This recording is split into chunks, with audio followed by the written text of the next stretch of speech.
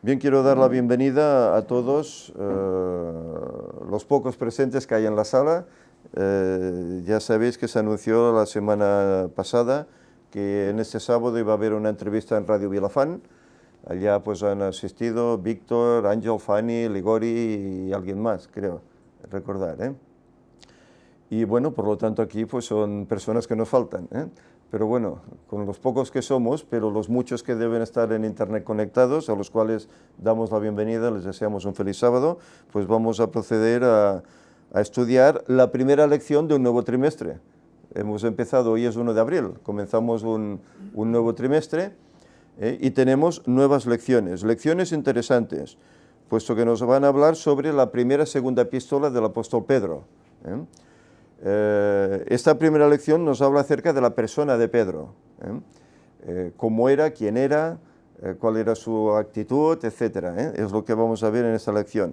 Y a lo largo del transcurso de estas lecciones del trimestre, pues veremos cosas muy puntuales, cosas muy edificantes, cosas en las cuales también nos versamos para llegar a la conclusión de estos 6.000 años de historia de pecado en este mundo.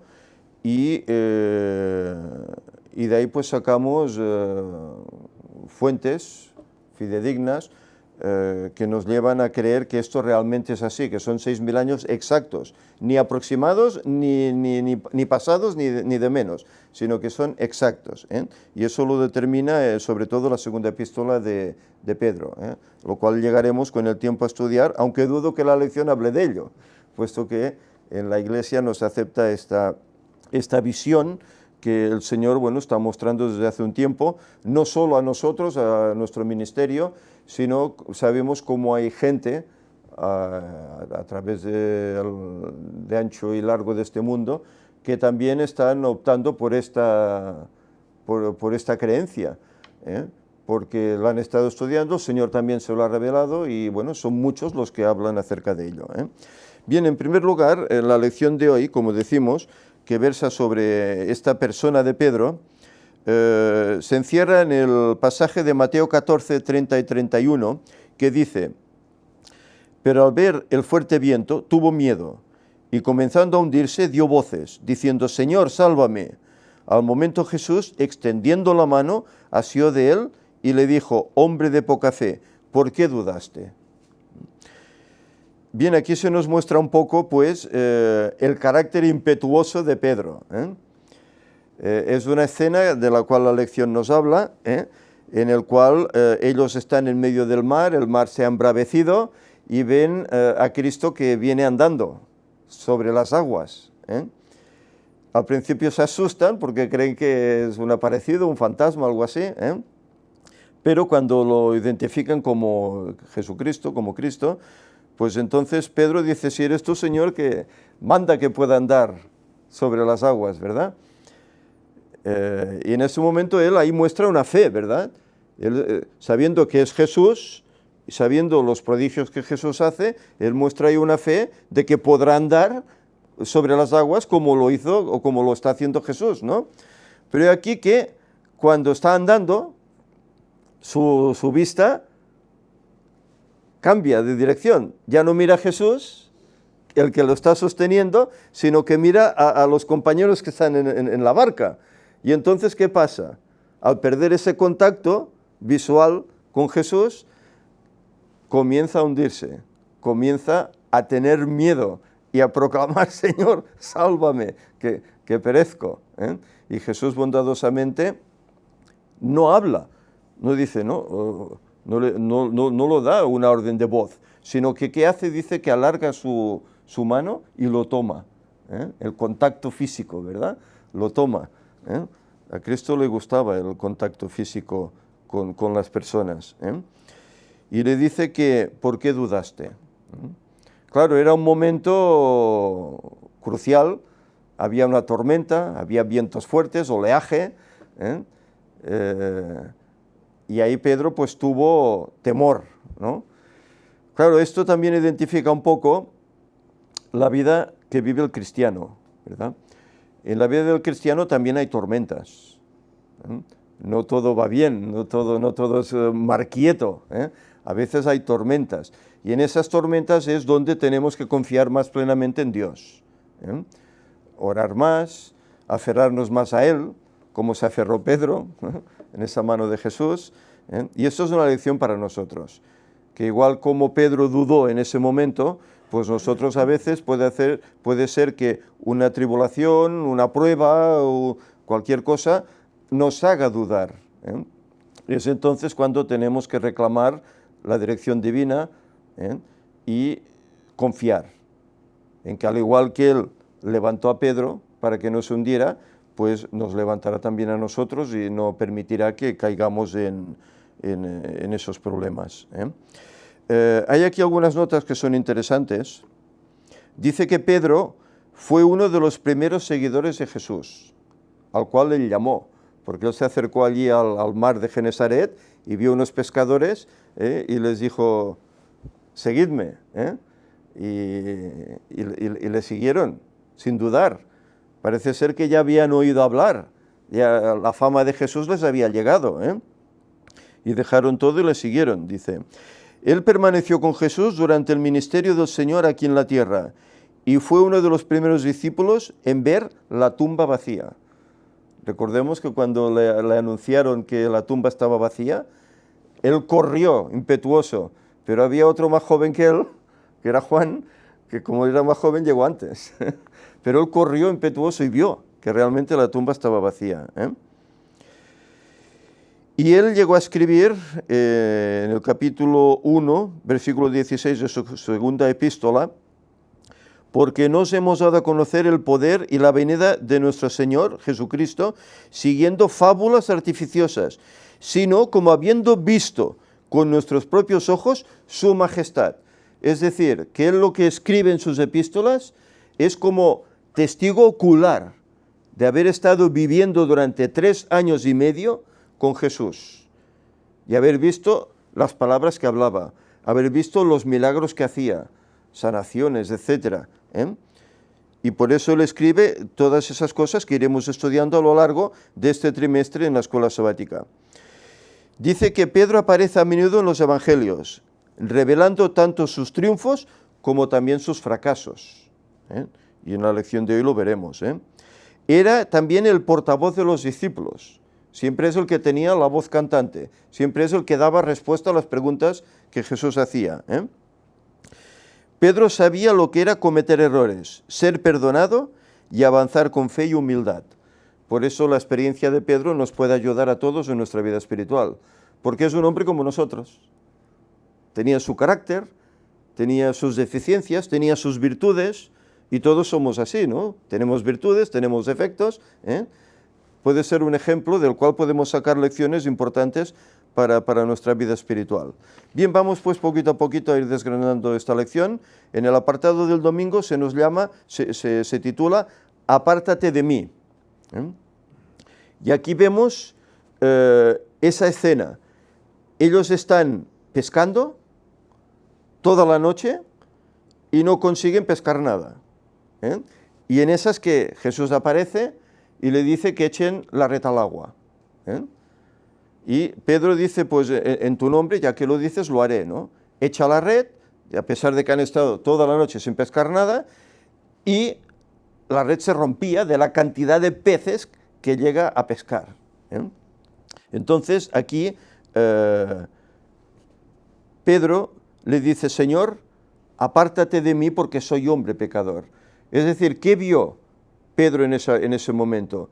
Él vio allá un hombre santo, él vio un hombre no común, un hombre distinto, un hombre que daba una orden y eso se cumplía, ¿eh?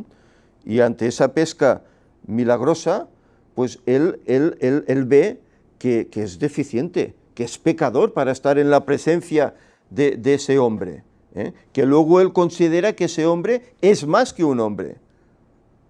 Que cuando Jesús dice, la gente dice que si soy Elías, que si soy Juan Bautista, que si tal, ¿vosotros quién decís que soy? Y salta el impetuoso de Pedro, tú eres el Cristo, el Hijo del Dios viviente. Es decir, lo reconoce como Dios, ¿eh? Y era así el carácter de Pedro. El Señor le ordena, echa la red, él ha estado pescando, un hombre con experiencia diría, ¿para qué? He estado pescando toda la noche, no he pescado nada, ¿para qué voy a echar la red otra vez? ¿Será que ahora va a haber un milagro? Pero él no duda. Señor, tú lo dices, voy a hacerlo. Echó la red y se llenó, ¿eh? Y es aquí cuando él se conmueve y le dice, apártate porque soy un hombre pecador, ¿eh? Dice que después del milagro, Pedro percibió algo más en Jesús, algo santo, en contraste con su propia pecaminosidad, ¿eh? Pedro mostró cuán abierto estaba al Señor. No es de extrañar que el Señor lo llamase entonces. Hola, bienvenido. Fue uno de los que el Señor llamó, ya dijimos, en primer lugar, ¿eh? Y luego vemos cómo Pedro tiene un papel muy destacado en la iglesia primitiva. Era el hombre que llevaba la voz cantante, por así decir, ¿eh? La voz principal, ¿eh? En todos ellos. Incluso veremos cómo Pablo, después de convertirse al Señor, va a visitar a Pedro y está con él un par de semanas, 15 días, recibiendo pues enseñanzas, consejos, etc., ¿eh? Y que no va a ver a otro, sino va a ver directamente a Pedro porque lo considera como uno de los pilares principales de la iglesia, ¿eh? Es decir, que aquí en este apartado vemos cómo, a pesar de ser como era, tosco, rudo, ese carácter impetuoso, Cristo lo llama, porque quiere hacerlo pescador, pero no de peces, sino de hombres, ¿eh? Y eso se lo reitera más adelante, incluso en la resurrección, se lo reitera. Pedro, ¿me amas? Y se lo dice ¿cuántas veces? 3 veces, ¿eh? Y Pedro hasta se conmueve, Señor, sabes que te amo, ¿eh? Apacienta mis corderos, apacienta mis ovejas, ¿verdad? Y allí lo hace pescador realmente de hombres. Y vemos pues lo que Pedro llega a hacer cuando llega al Pentecostés, ¿verdad? Cómo sale con ese ímpetu a predicar a las masas, ¿eh? Vosotros que le crucificasteis, pero aún hay una solución, ¿eh? El que cree y se bautice será salvo, ¿verdad? ¿Eh? Pierde todo el temor aquel que habían tenido cuando Cristo desapareció, ¿verdad? En el apartado del lunes, si queréis comentar alguna cosa, adelante, ¿eh? En el apartado del lunes se nos habla acerca de confesar al Cristo, ¿eh? Y aquí estamos en esta escena que estábamos citando, ¿verdad? Cristo había hecho aquel milagro de alimentar a 5.000, ¿eh? Con 5 panes y 2 peces.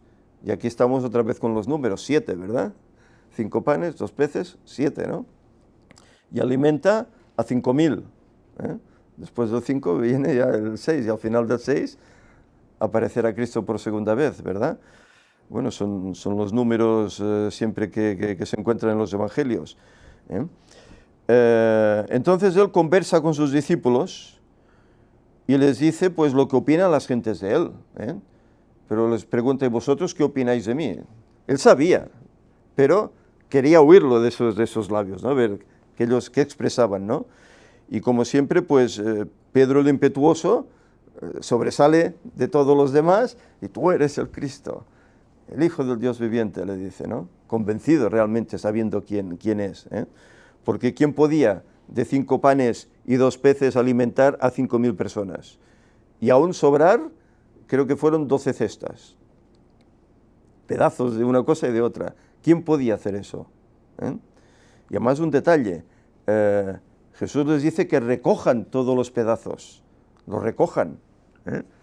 No que los dejen, los tiren, los recojan, ¿eh? Es decir, esto demuestra un poco pues la organización que Dios tiene, ¿verdad? El orden que Dios tiene, ¿eh? La previsión que él hace, ¿eh? Y hay aquí una nota del deseo de todas las gentes que dice, los discípulos seguían esperando que Cristo reinara como un príncipe temporal. Creían que si bien les había ocultado durante tanto tiempo su designio, no permanecería siempre en la pobreza y la oscuridad.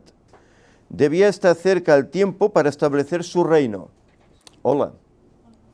Los discípulos nunca se detuvieron a pensar que los sacerdotes y los rabinos no iban a cejar en su odio, que Cristo sería rechazado por su propia nación, condenado como impostor y crucificado como malhechor.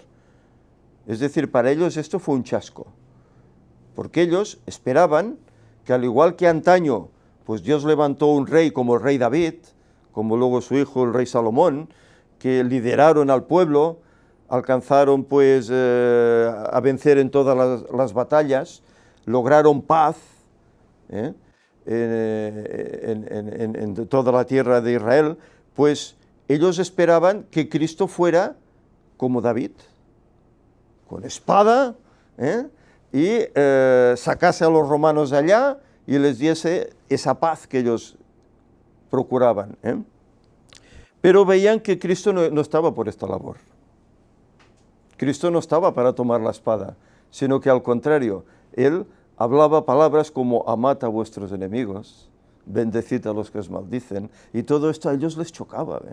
Luego veían que el Sanedrín pues tenía un odio especial hacia Cristo, porque Él se confrontaba con ellos y les declaraba realmente cómo es la ley de Dios, cómo es la doctrina que el Señor impuso desde un principio, enseñó desde un principio, y cómo vosotros la habéis adulterado.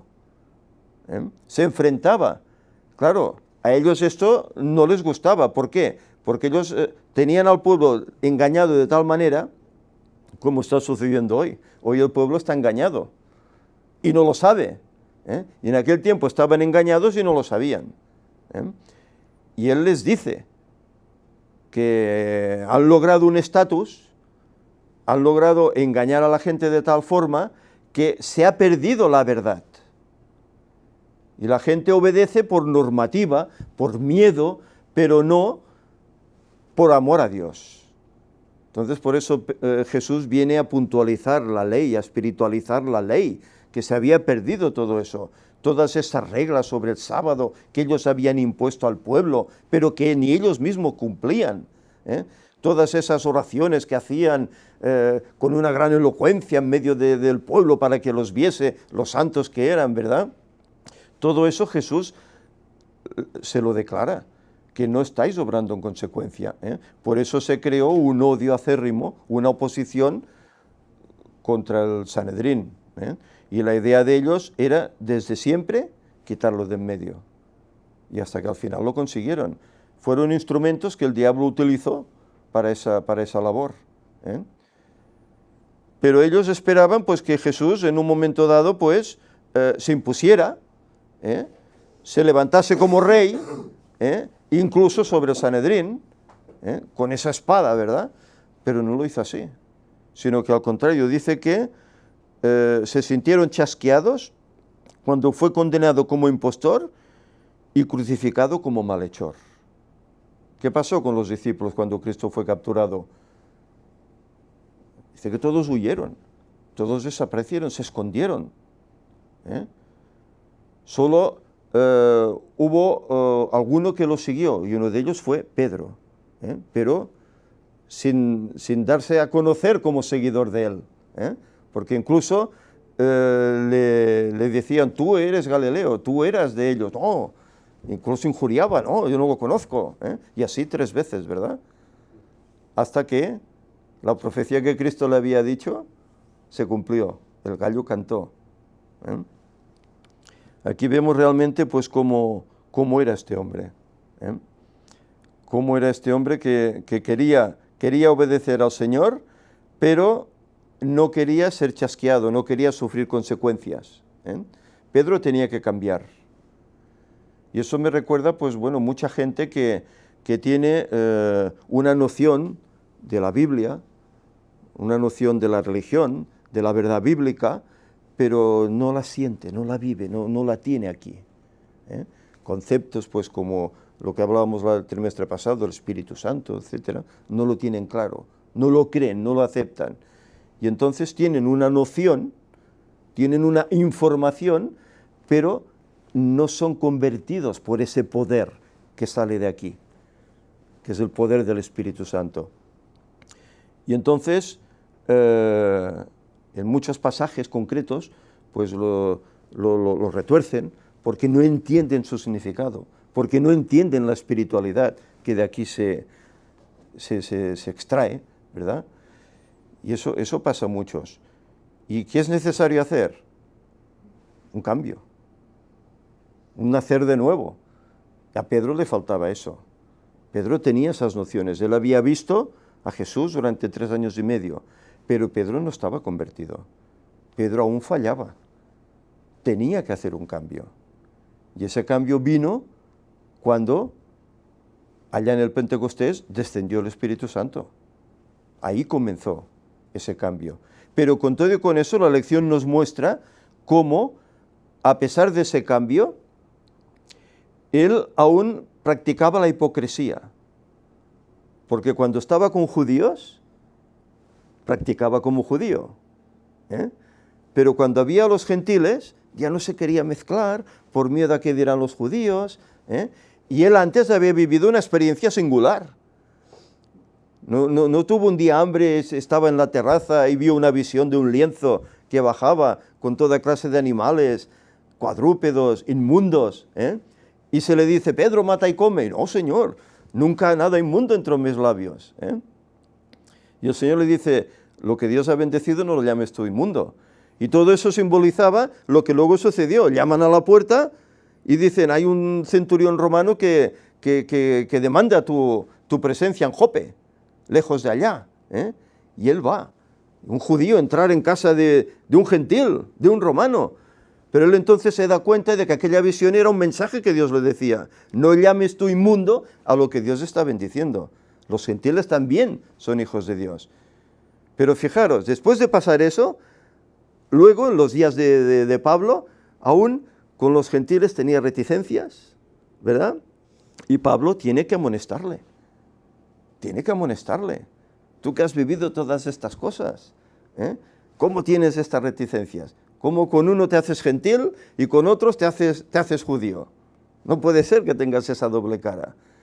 Es decir, que había nacido de nuevo, pero tenía ese viejo hombre aún, ¿verdad? Que le llevaba a veces a la vida antigua, ¿verdad? A tener ese rechazo contra aquellos que no eran judíos. Y hasta Pablo tuvo que recriminarle en esa ocasión. Dice aquí la nota que tan pronto como los discípulos reconocieron a Jesús como el Mesías, Jesús comenzó a enseñar que debía sufrir y morir. Es decir, ellos esperaban que él fuese ese rey salvador de los romanos, pero él ya les dice que ha venido aquí para sufrir y para dar su vida por nosotros, por la humanidad. Pero ellos no quieren aceptar eso. Y a tal punto no quieren aceptar que cuando les dice que tiene que ir a Jerusalén y que allá será apresado y le va a pasar lo que le va a pasar, Pedro, ¿qué dice? ¿Qué le dice Pedro? Señor, no vayas, que no te acontezca esto. ¿Y qué tiene que decirle Jesús? ¿Os acordáis la frase que le suelta Jesús? Apártate de mí, Satanás, me eres tropiezo, apártate de mí. ¿Cómo se quedaría el pobre hombre, no? Él quería el bien de Jesús y quería que Jesús fuese lo que ellos esperaban, ese rey libertador, ¿verdad? Pero cuando Jesús dice, yo voy a ir allá, voy a sufrir de los maestros de la ley, de los Sanedrín, etcétera, y finalmente voy a ser crucificado, esto no les entraba aquí. Por eso cuando la tumba estuvo vacía, no creían, no aceptaban que él realmente hubiese resucitado. Se creían que tal vez hubiese estado robado su cuerpo, pero que no hubiese resucitado. Hasta que tiene que aparecerse en persona al grupo que están allá en el aposento. Se les tiene que aparecer. Porque si no, no aceptaban, no querían eso. Esas dudas.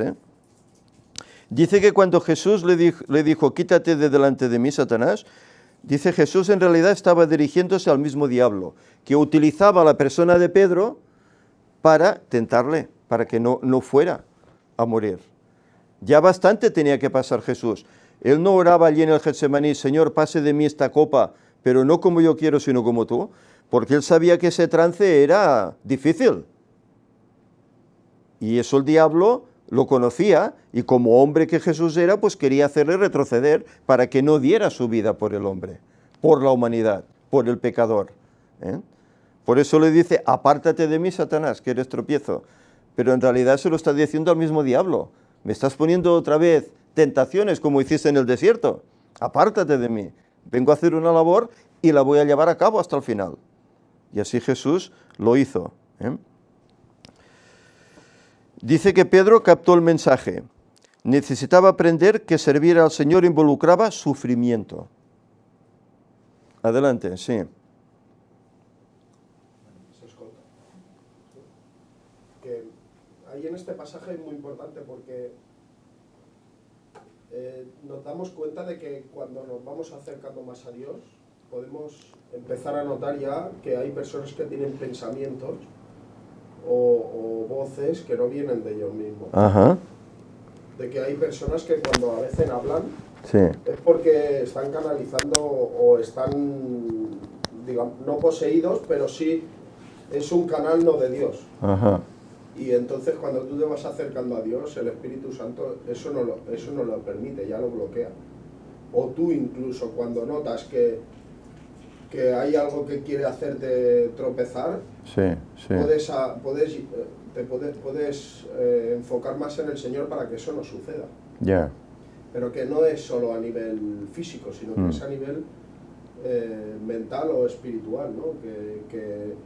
Que hay como otra dimensión donde estos espíritus se mueven y nosotros todavía no los vemos. Sí, sí, sí, sí.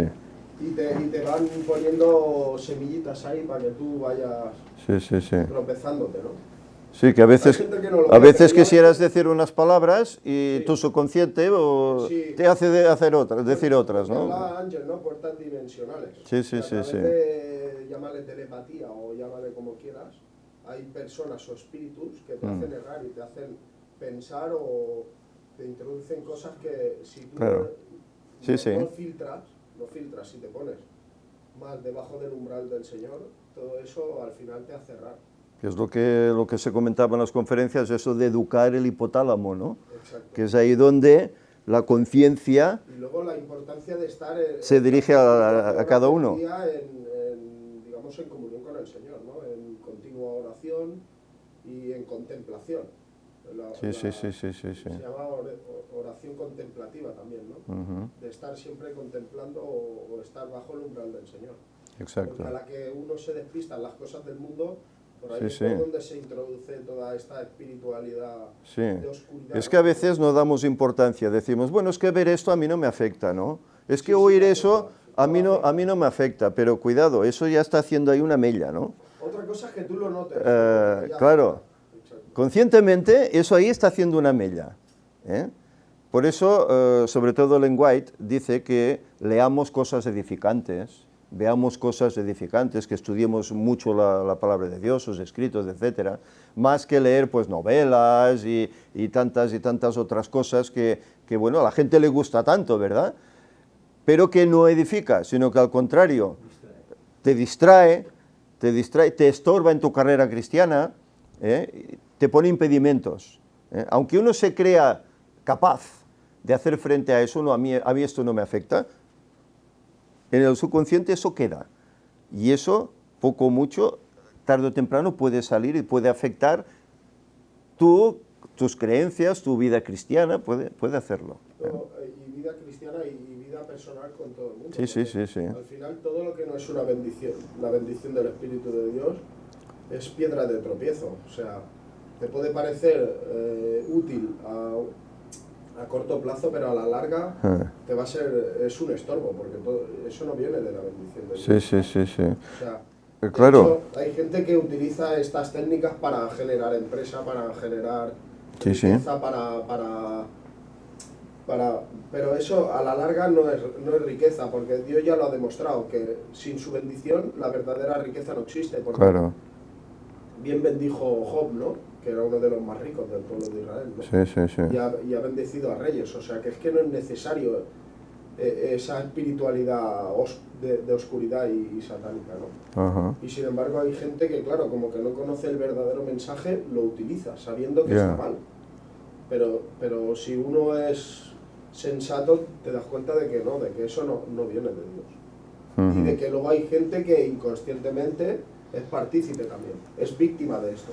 Claro, es que, a ver, los que ya tenemos el convencimiento real de que esto se acaba, de que queda poquito, además tampoco sabemos el tiempo que vamos a estar con vida, si llegaremos vivos allá o el Señor nos llevará antes del descanso, pues bueno, quiere decir que ya tu vida hoy, sabiendo esto, tiene que cambiar.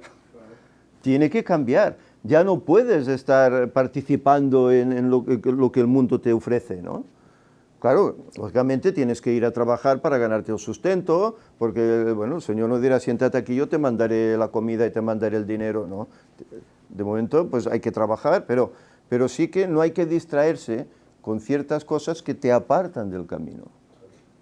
Con el convencimiento de que, bueno, es que esto a mí no tiene poder sobre mí, ¿no?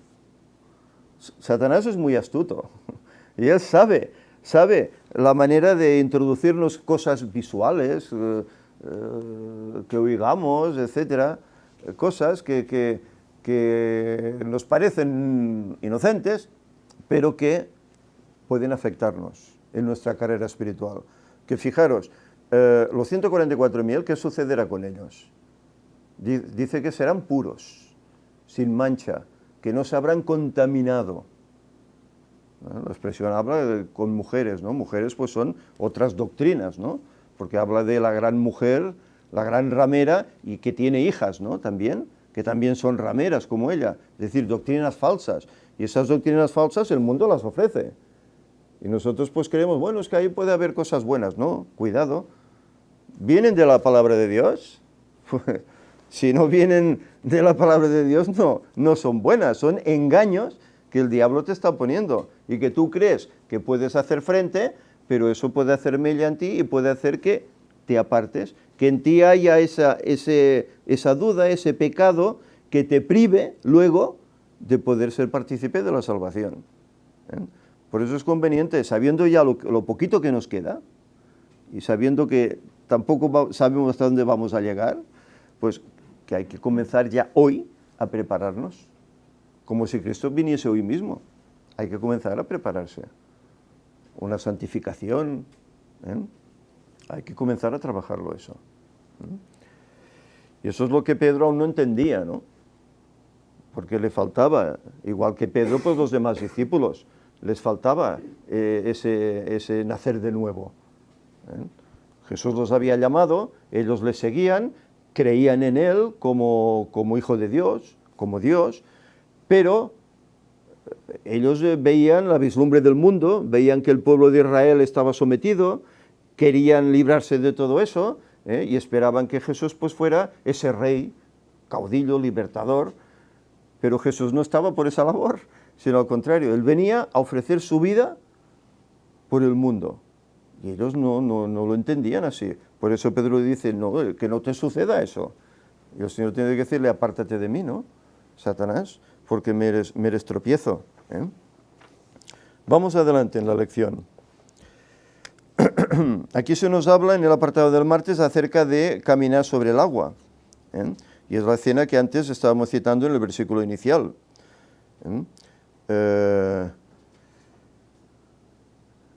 Jesús hace algo que es completamente anormal, que el ser humano puede andar sobre las aguas. No se ha encontrado eso, salvo uno, ¿verdad? Y ellos, claro, cuando ven esto, pues se asustan porque piensan que es un aparecido, un fantasma, etc. Pero cuando Jesús se muestra como quién es, entonces Pedro, pues con ese ímpetu que tiene, Señor, pues ordena que pueda yo andar sobre las aguas también. Y sí, el hombre convencido, con esa fe de que puede hacerlo, baja del navío, baja del barco y comienza a andar, ¿verdad? Pero el momento de esa duda, el momento que él pierde la mirada de Cristo, pues entonces comienza a hundirse y Jesús tiene que tomarle de la mano y levantarle, si no se hubiese ahogado. Y bueno, dudas, dificultades en nuestra vida, ¿cuántas no hay, verdad? ¿Cuántas no hay? De toda índole, de toda índole. Y a veces esas dificultades, si no estamos agarrados al cielo, ¿qué pueden hacer con nosotros? Que nos hundamos, que nos hundamos. Y cuando uno echa la vista atrás, después de la experiencia que uno ha tenido en la iglesia y tal y cual, y ve tantas personas que aseveraban tener tanta fe, que aseveraban ser tan fieles, ¿verdad? Pero que en un momento dado desaparecieron, perdieron esa fe, dices, caramba, en la vida real ¿qué pasa? Hay muchos, ¿Tenéis el micro? decides. Sí.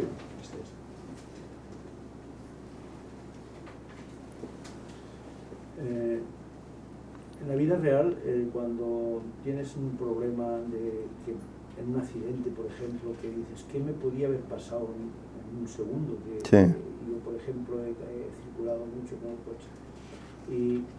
Y aquello que pegas un cabezazo Sí.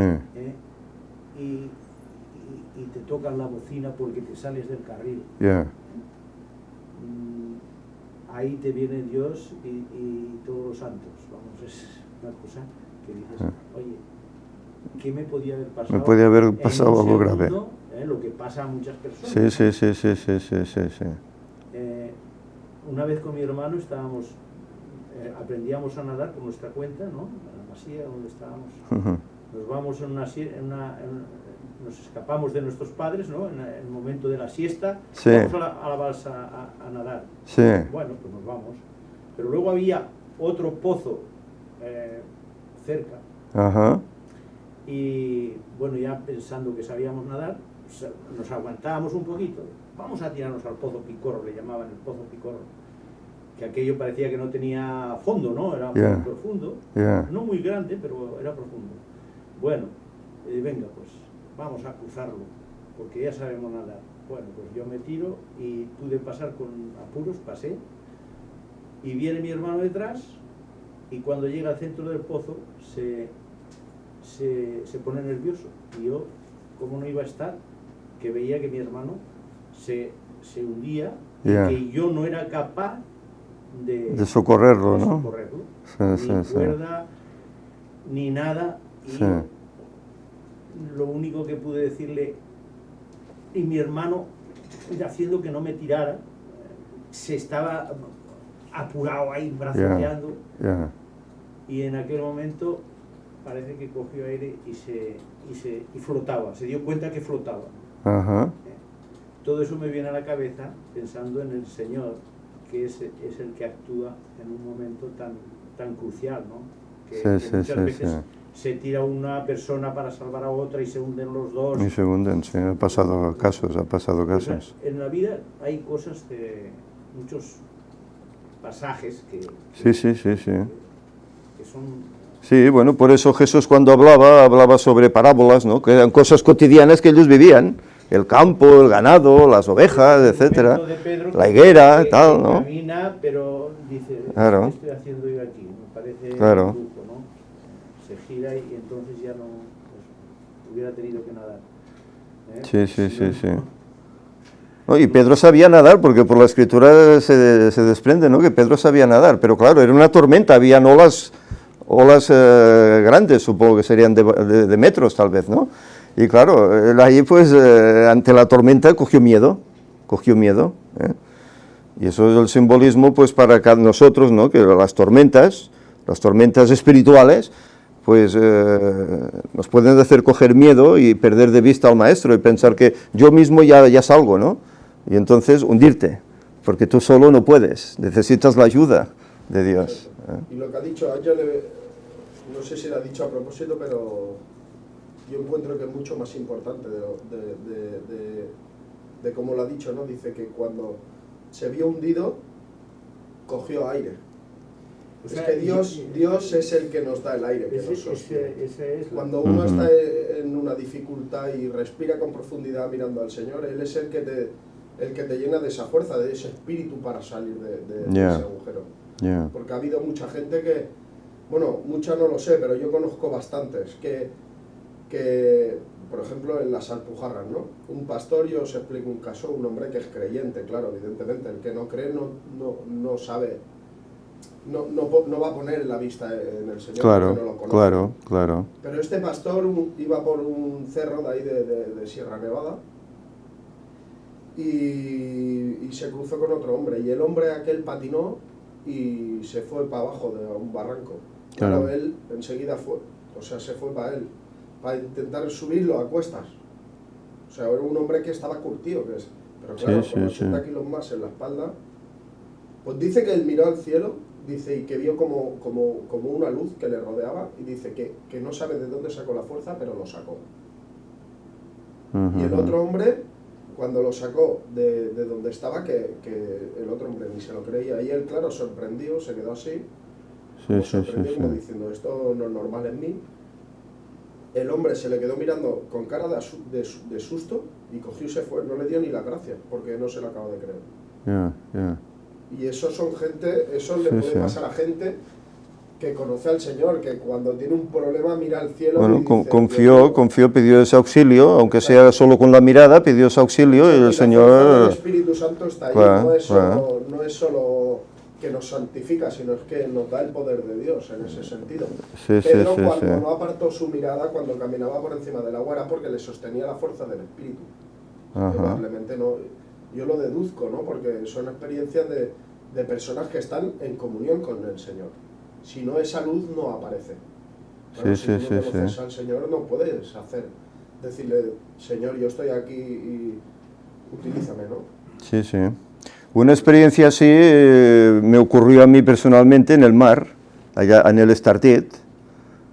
Un día plácido, fuimos a la playa en verano y la idea era de mía y mis dos compañeros ir nadando hasta las Islas Medas.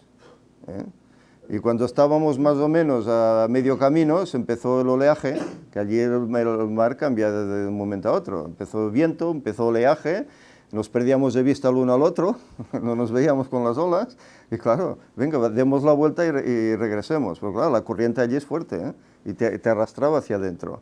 Y claro, ahí me vino a mí la mente de Pedro, ¿no? Lo que me vino a la mente, la experiencia de Pedro ahí en la tormenta, ¿no? Y aquello que te sale esa oración, ¿no? Yo tendría, no sé, unos 16 años tal vez, ¿no? Y bueno, aquello que te calmas, porque ya, primero el nervio, ¿no? Que decíamos, te pones nervioso, ¿no? Y luego, bueno, te calmas, Señor, ayúdame, y mira, empiezas a dar brazadas, y poco a poquito, hasta que hicimos pie, salimos, los tres, gracias a Dios, salimos. Pero es eso, en un momento crucial, poner la confianza en el cielo, ¿no? Claro, ahí si pierdes la confianza en el cielo, te pones nervioso, etcétera, lo más probable es que te quedes, como ha sucedido a tantos otros, ¿no? Como lo que decíamos, tirarse para salvar a otro y quedarse también uno, ¿no? Y que la confianza en Dios es primordial, ¿eh? Que el Señor tal vez permite que dejes ahí tu vida, bueno, no sabemos las cosas, a veces pasa, ¿no? ¿Y Señor por qué lo ha permitido? Bueno, Él lo sabe, Él lo sabe. A veces porque un recién nacido fallece, a veces porque muere un niño con pocos años de edad, porque muere un joven, no sabemos. Estamos en este mundo, pasan esos sucesos, no podemos echar la culpa a Dios porque Dios lo ha permitido, pero no sabemos el porqué. En un día tal vez se nos darán esas respuestas, pero de momento no sabemos el porqué. Simplemente pues hay que aceptar esta voluntad de Dios. Y bueno, ya sabemos que en este mundo hay muchas tragedias y hay muchos hermanos de fe que han padecido. No padecieron los mártires, y más creyentes que ellos no había, y en cambio murieron confiados. Señor, es tu voluntad que demos tu vida para que esta sangre sea una semilla que llame a otros a unirse al Evangelio. Pues sea tu voluntad, y morían cantando himnos, etcétera, no quejándose, no chillando, y los demás se quedaban admirados. ¿Cómo es posible? Los devoran las fieras, los estamos torturando, y no hay ni una queja, al contrario, cantan himnos, etcétera. Eso era un choque para los verdugos, Pues bueno, es la confianza, no sabemos lo que el Señor nos depara, pero sí que debemos confiar, tengamos accidente o no, debemos confiar en el Señor y que se haga su voluntad, y que esa voluntad sea de provecho para aquellos pues que contemplan la escena, tal vez. Es lo que nombramos muchas veces, fue un milagro, ha sido un milagro. Sí, sí, sí, sí, sí, sí, sí, sí. Y bueno, yo para mí salir del agua en ese momento para mí fue un milagro, ¿eh? Porque lo más normal, y más siendo jovencito y tal, que te pongas nervioso y te quedes ahí, ¿no?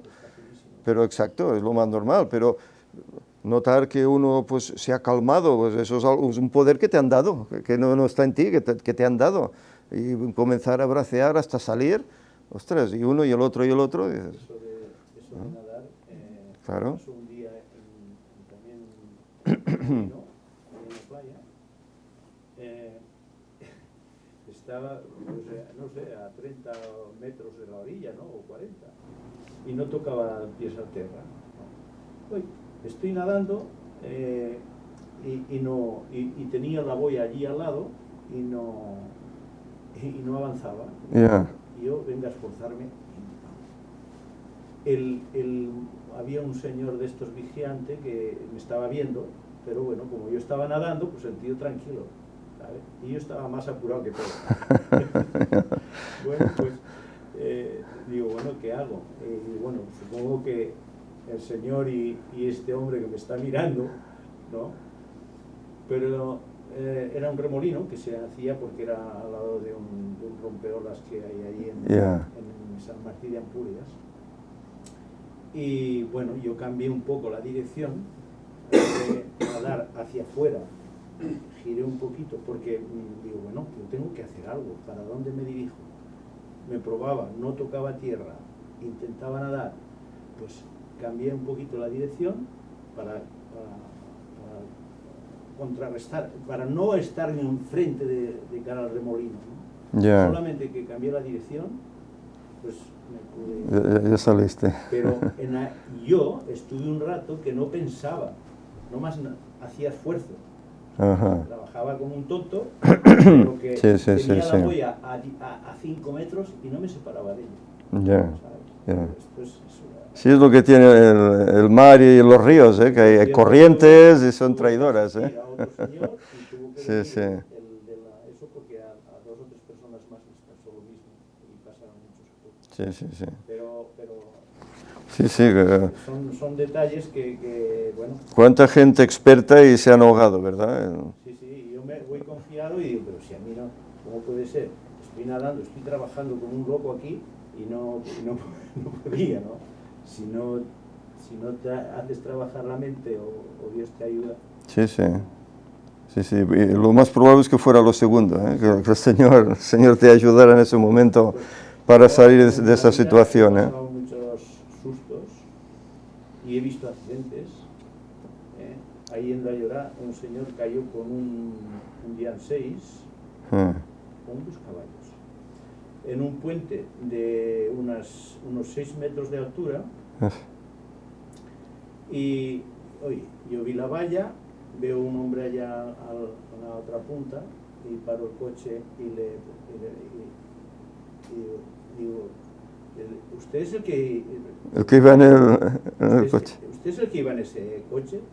Dice, sí, señor. Y yo digo, bueno, un milagro. No le pasó nada. Un milagro. Ahí está. Porque caer con una... Sí, sí. Ver el coche allí con las ruedas para arriba y el hombre estar ahí Sí, en la sí. carretera que Sí, ya sí. le habían asistido. ¿Sabéis? Ellen White escribe que cuando conozcamos a nuestro ángel guardián, allá en la eternidad, nos contará de las muchas situaciones que nos libró, de los muchos peligros que nos libró. A veces uno inconscientemente, pensar, ostras, y aquí me libró el ángel, ¿eh? Podía haber dejado la vida y aquí me libró el ángel guardián, ¿eh? Dice ella que será así, ¿eh? Que nos contará de las muchas vicisitudes que nos sacó a lo largo de nuestra vida, ¿eh? Y que por eso decimos que sí, uno ha tenido paciencia, quietud, calma y tal, pero posiblemente el ángel guardián estaba ahí y ayudó en ese momento, ¿eh? Así que es así.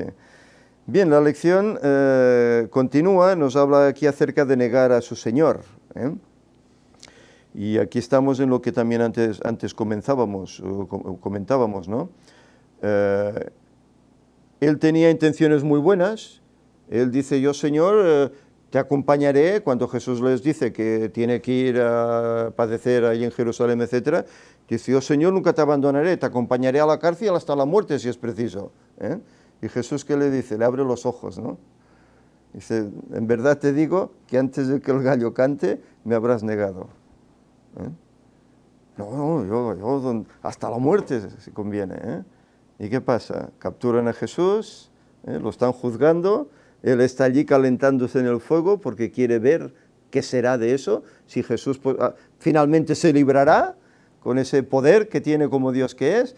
Él está ahí y viene uno, tú estabas con él, tú eres Galileo, tú habla te delata. No, hasta 3 veces. Y de repente, ¿qué sucede? Cantó el gallo. Pero lo positivo de aquí es que ese hombre impetuoso, confiado en él mismo, se da cuenta que ahí se ha equivocado, que Jesús lo conoce bien. Él ve sus debilidades. ¿Y qué hace? Dice que sale de allá y llora amargamente. Ese llorar amargamente es arrepentimiento. El Señor me lo dijo y yo no lo creí. Él me había dicho que orase allá en Getsemaní. Orad conmigo. Cuando Jesús oraba al Padre, pase de mí esta copa, y dice que de su frente salían grandes gotas de sudor mezclado con sangre. Y va con los discípulos y los encuentra durmiendo. Y así 3 veces. Las 3 veces durmiendo. Ellen White dice que si él hubiese orado realmente, como Jesús le convino que hiciera, no habría cedido, no habría caído, no habría negado a Jesús. Pero como no oró, la fuerza voluntaria o fuerza propia no es suficiente para hacer frente al diablo. No es suficiente. Por eso ahí cedió. Por eso la importancia de la oración. Vayan las cosas bien, vayan las cosas mal, aún con más motivo para orar, para que encontremos esa seguridad en Dios, en el Señor.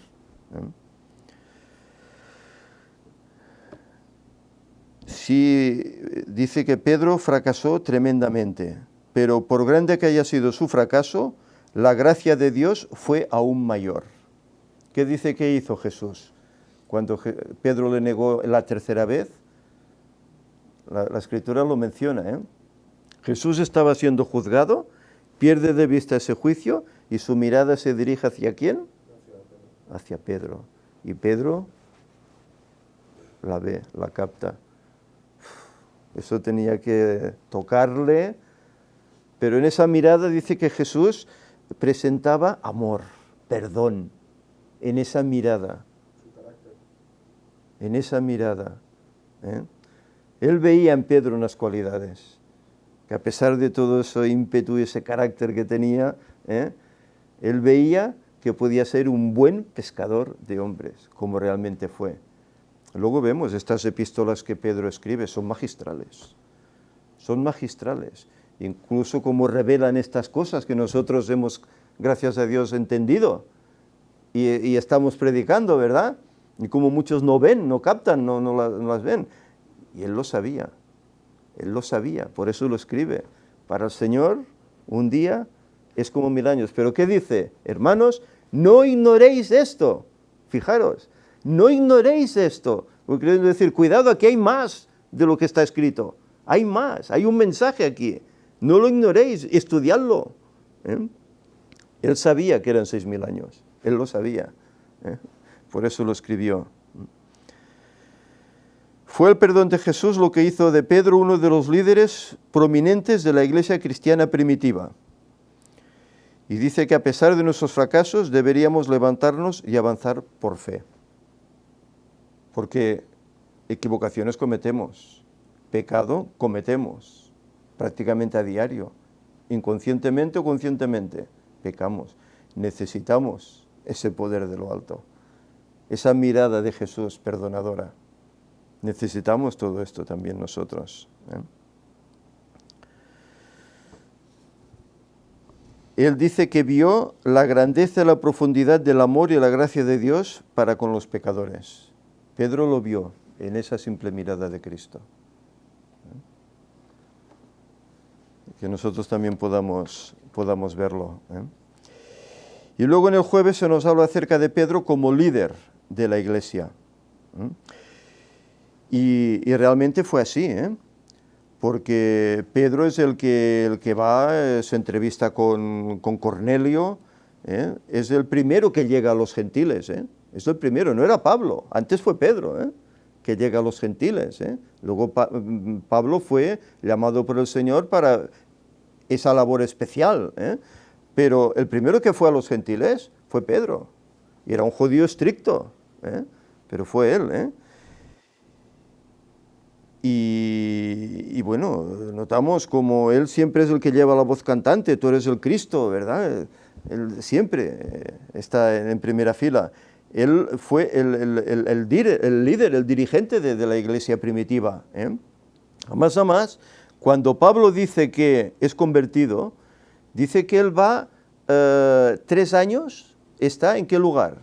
¿Os acordáis que Víctor habló de ello en un sermón? Se fue a un lugar durante 3 años, en Arabia. En Arabia, donde está, ¿qué monte? ¿Recordáis que hay un monte donde el Señor dio las leyes? Está Sinaí. Allí fue un profeta también. Allí fue un profeta huyendo. Elías. Y posiblemente Pablo fue al mismo lugar y estuvo 3 años siendo enseñado, instruido por el Señor. Pero cuando regresa a Jerusalén, dice que busca a ¿quién? A Pedro. Y está con él 15 días. Porque él sabe que es el dirigente, el líder de todos los hermanos. Es decir, Pedro tenía unas cualidades tremendas, que vemos que esas cualidades se vieron visibles cuando hubo el Pentecostés. Dice que es Pedro el que lleva la voz cantante, el que predica ese mensaje tremendo, que se convierten 3.000 personas. Tercer milenio, ¿verdad? 3.000 personas. Es Pedro el que va allí a la puerta del templo y encuentra a un hombre allá postrado, que no podía andar. Y Pedro y Juan mirándole, y él mirándolos a ellos, esperando recibir limosna. Dice, no tengo oro ni plata, pero lo que tengo te doy. En el nombre de Jesús de Nazaret, levántate y anda. Y aquel hombre se puso en pie. Lo curó. Hizo un milagro en el nombre del Señor. A consecuencia de eso, fueron llevados ante el Sanedrín. Y fueron ajusticiados, fueron incluso azotados. Os prohibimos que habléis en el nombre de Jesús. Pero Pedro, otra vez, ¿qué dijo? Es necesario, juzgad vosotros. Es necesario, dice, obedecer a Dios antes que a vosotros. Todo ese temor había desaparecido. Era un hombre nuevo.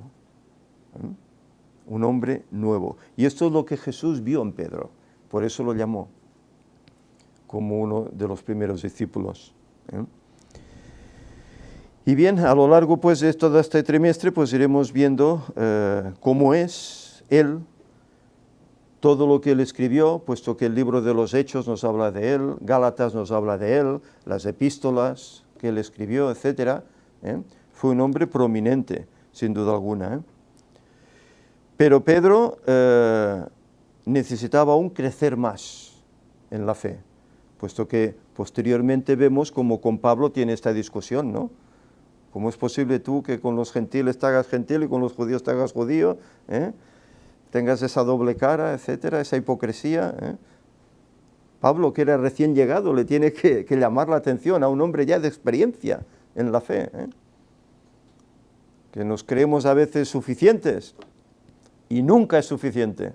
Como no estemos aferrados al cielo, podemos ceder. Cualquier cosa insignificante nos puede hacer caer. Por lo tanto, ese es el cometido, ser cogernos al cielo pues para seguir adelante, ¿eh? Y aquí en el viernes hay una nota de testimonios para la iglesia, escrita por Ellen White, que dice: antes de su estrepitosa caída, era siempre exagerado y dictatorial. Pedro, exagerado y dictatorial. Y hablaba en forma imprudente e impulsiva. Estaba siempre listo para corregir a los demás y expresar su parecer antes de comprenderse bien a sí mismo y lo que tenía que decir. Es decir, era tan impulsivo que hablaba sin pensar, ¿no? Pero Pedro se convirtió. Y el Pedro convertido era muy diferente del Pedro irreflexivo e impetuoso. Aunque mantuvo su antiguo fervor, la gracia de Cristo templaba su celo. Fue templado, ¿eh? Fue templado. En lugar de ser impetuoso, lleno de confianza y de exaltación propia, era calmado, sereno y dócil. ¡Qué cambio, eh! ¡Qué cambio! ¿Y por él mismo? No, el poder del Espíritu Santo, ¿verdad? Ahora sí podía apacentar tanto a los corderos como a las ovejas de la grey de Cristo. Ahora estaba preparado. Es interesante, ¿eh?, el cambio que se obró. Pero no en él, sino en todos los hombres y mujeres que encierra la historia bíblica, ¿verdad? Como a pesar de sus deficiencias, pues todos cambiaban. Gedeón mismo, un hombre dudoso también. Jonás, un hombre que el Señor le dice: ves a predicar a Nínive, se va en sentido contrario, ¿no?, desobedeciendo. Pero todos, cuando se pusieron en las manos del Señor, obraron cambios y prodigios, ¿eh? Quiera el Señor que nosotros también hagamos estas cosas, que nos pongamos en sus manos para que también el Señor pueda utilizarnos, si no para hacer prodigios, sí por lo menos para llevar el Evangelio a otros, compartirlo con otros, ¿eh?